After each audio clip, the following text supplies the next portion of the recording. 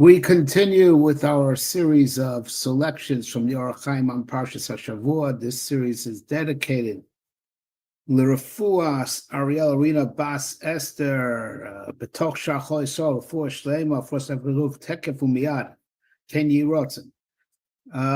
Before we start our piece for this week, what we're going to do this week, we're going to work through Yaakov's fantastic dream and the deep meaning that the haChaim finds in it, even sometimes by noticing some very, very subtle points. He sees deep meanings, even subtleties, as we'll see in today's piece.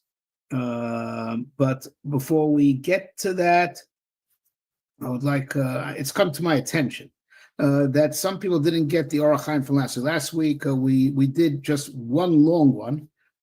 It was a Lomdisha piece, where the haChaim shows off his koach as a posek and a lamdan, which he was, and he showed his koach in halacha, but interesting ways, synthesizing it with parshanut.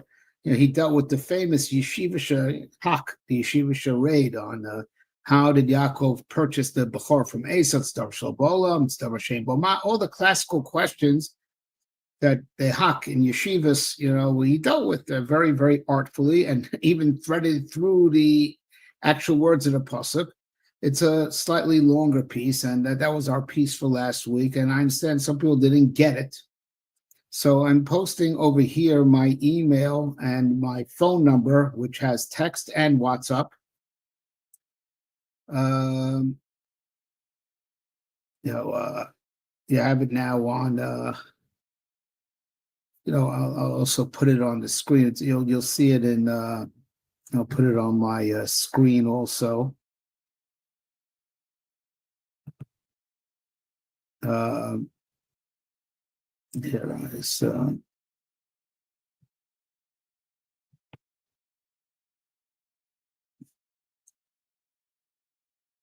Okay, I hope you could see it. Yeah, it's. So, Evan Shasia at gmail.com or 917-612-4778. That number is connected both to text. And you can reach out to me and I'll send you that haChaim if you missed it. Very nice Lomdisha haChaim. Okay. Without further ado, to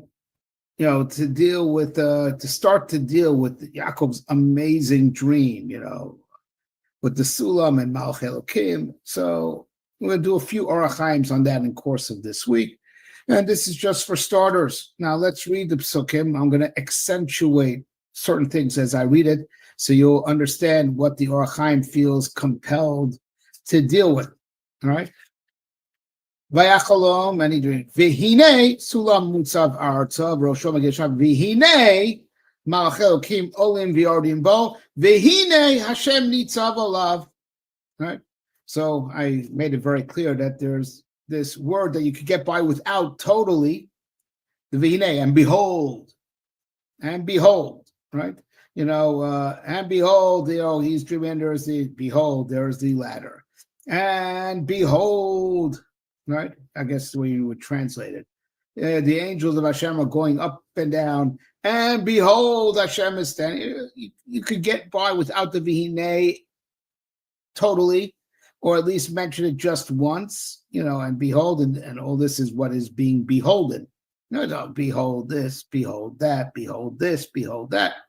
That's the very first subtlety that the haChaim notices. And I have to admit, before I looked at the haChaim, it never occurred to me, that the v'hinei is, recurrent, it's superfluous, and it's will be superfluous to even mention once, let alone that's mentioned by every single aspect of the vision. Right? That's number one. We're combining two haChaims today. Right? But now we go after the very next pasuk. Vayomar Hashem choose Ani Hashem Elkei Avram Avicha, I am the God of Avram, your father, Velkeitza, and the God of Yitzchak. The land that you're lying on, I'm going to give it to you and to your children. What's the obvious question? And I have to admit, to my great shame, I didn't realize this until I learned this haChaim just today. What's the obvious question? I am Hashem, the God of Abraham, your father, and the God of Yitzchak. The other way around. I am the God of Avram and Yitzchak, your father. Avram is being called Avicha. And also I'm with the God of Yitzchak also. What do you mean? It should say, Anochi Elokei Avram, Velokei Yitzchak Avicha, because Yitzchak was his father, not Avram. Avram was his grandfather. So the term Avicha, your father, is put right after Avram, before Yitzchak. That's got to be, that is a mind-blowing caution. To my great shame, I never noticed it until I just see it now in haChaim. Okay, so let's unpack it as only the haChaim can. So first, the parsha is introduced with Vayachalom, and he dreamt. He went to sleep and he had a dream. Now, anyone who learned the sugya in Gemara, Chazal warn us not to take dreams seriously. Right? Chalom shavi daberun. Right? If I'm quoting it, the pasuk accurately. Right? They tell us even if there's some truth, ein chalom below dvarim betelim.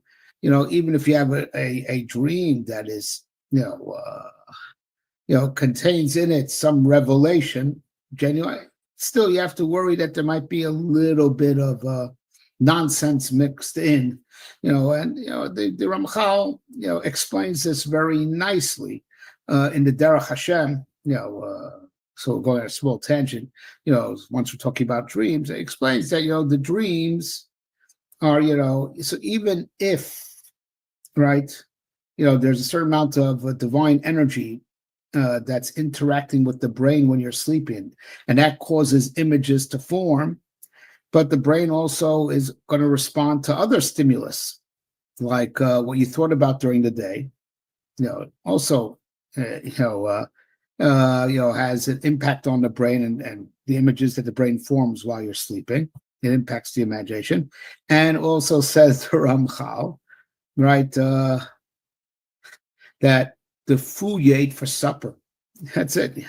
Don't eat too much spicy food or stuff that sends, in his words, vapor, right? Heat, vapor to the brain. It's going to form images based on that. Eat very bland food that doesn't cause you digestive problems, right? Doesn't, if you don't want to have, dream, you want to have a quiet night, no nightmares or anything like that. So the brain forms the images in response to stimulus. It could be a certain amount of stimulus that comes from this, assuming there was, don't assume that there was, but assuming that there even was some divine energy pouring and that interacted with the brain, the function of imagination, or image to form. The image forms for other factors also, and that's why ein chalom below dvarim betelim. So it says haChaim, very good. In light of that Gemara of what we believe about dreams and how they're not reliable, right?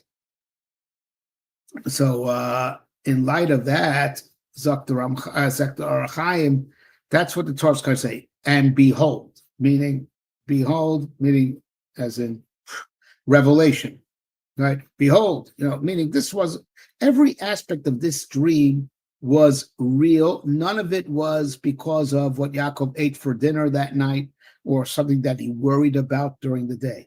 And it's every aspect. So behold the latter. So the latter is genuine. It's not saying that his imagination conjured up through other stimulus, right? Other stimuli, I should say, right?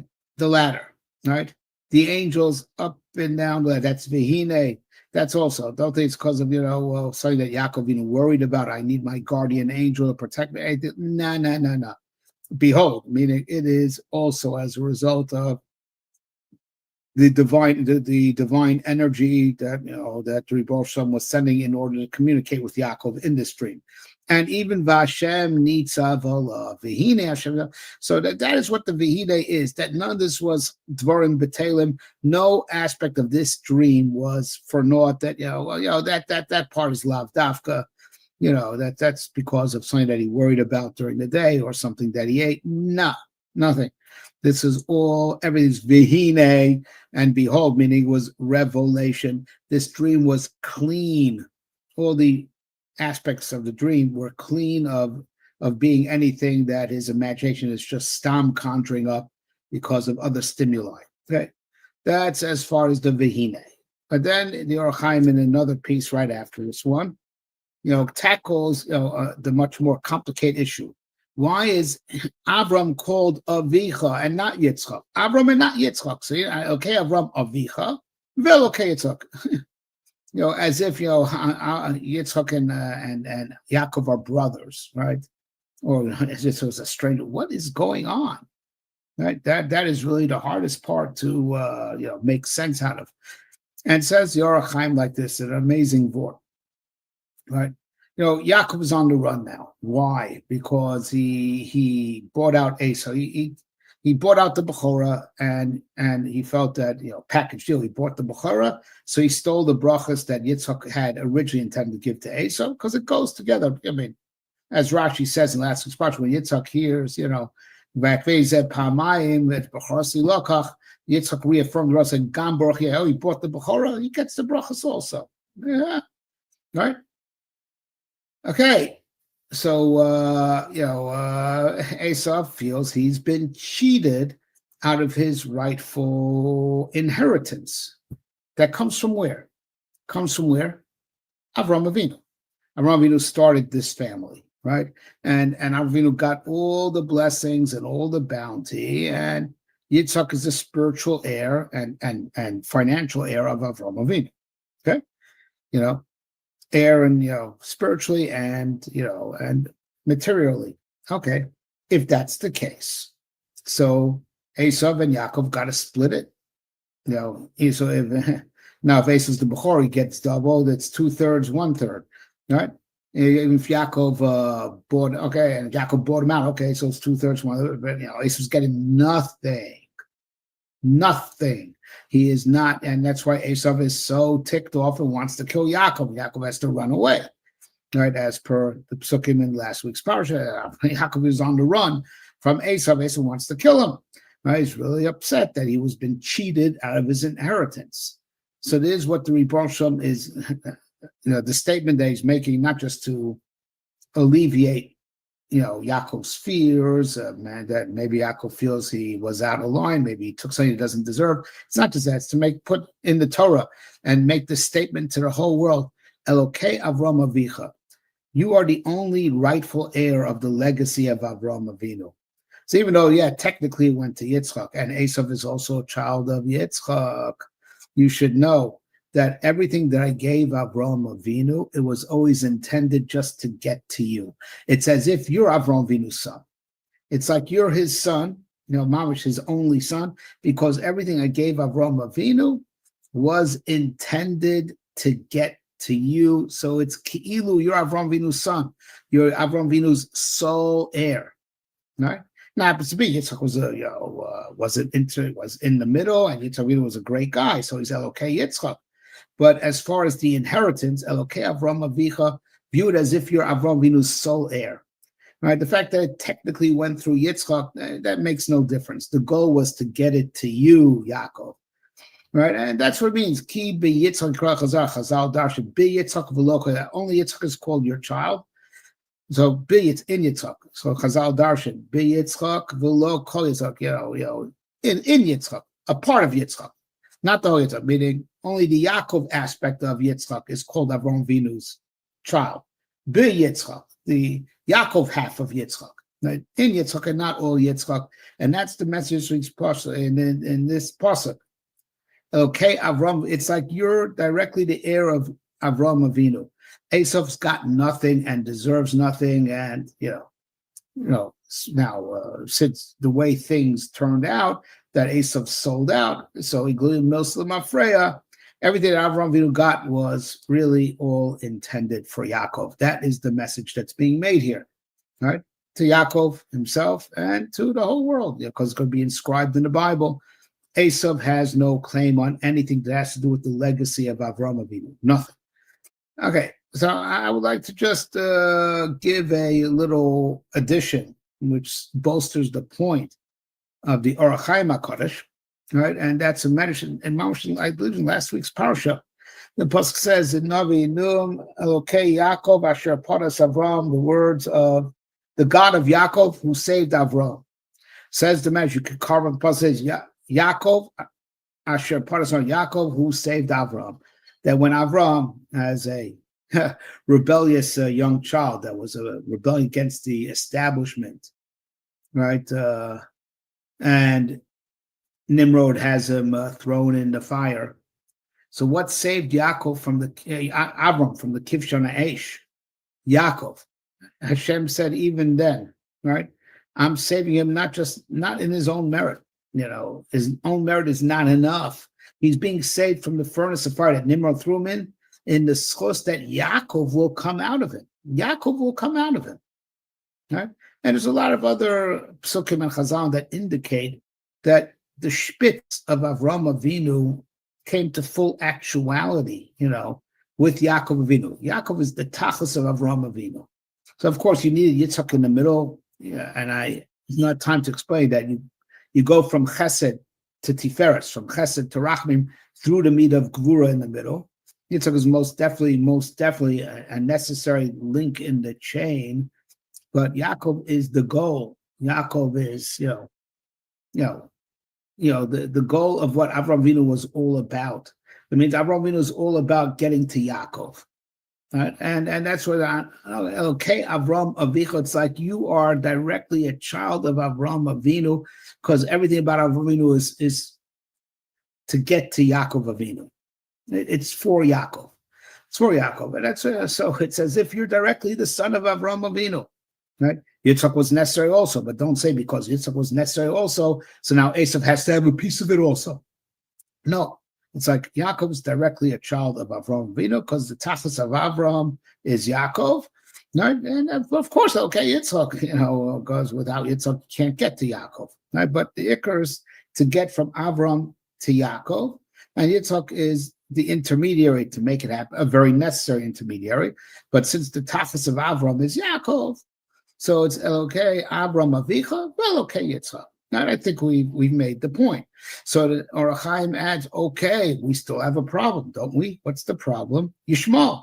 So you say, okay, so it's like Yaakov is directly directly a son of Avraham Avinu, but so is Yitzchak, so is Yishmael rather. So is Yishmael. So isn't Yishmael still a problem? And we spoke about this in a previous session. Yishmael is a big problem because he has koach from Avram Avinu. But he has koach from Avram Avinu, but he's not a Yoresh.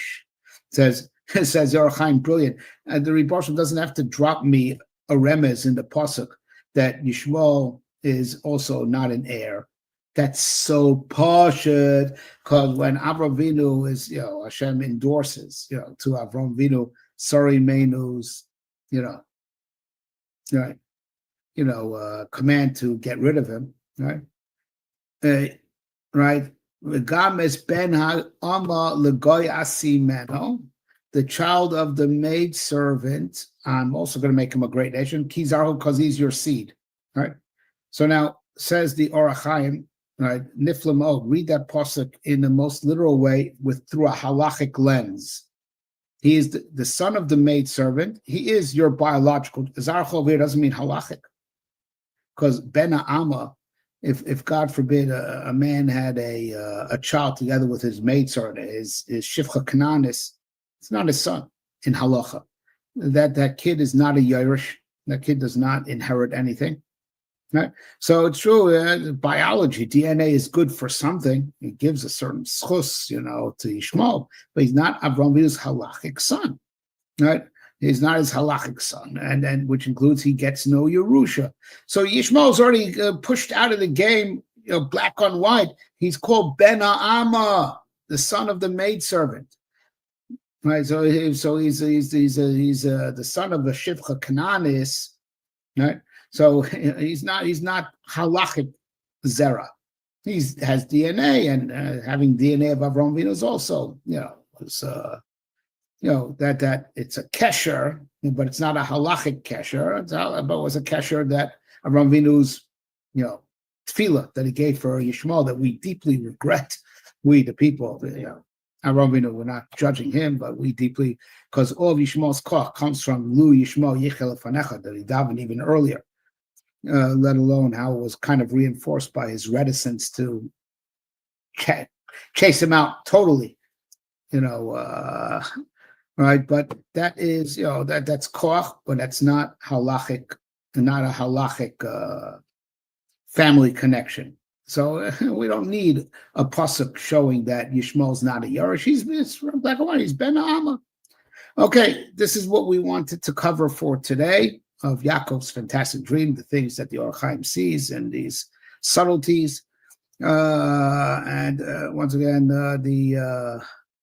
this series is dedicated for Rafua, Aster, Rína, Ariella, Rína, Bas, Aster, Lrafua, Shlema, Tekef Mia Betושח Israel. Amen. Ken Yi Ratzon.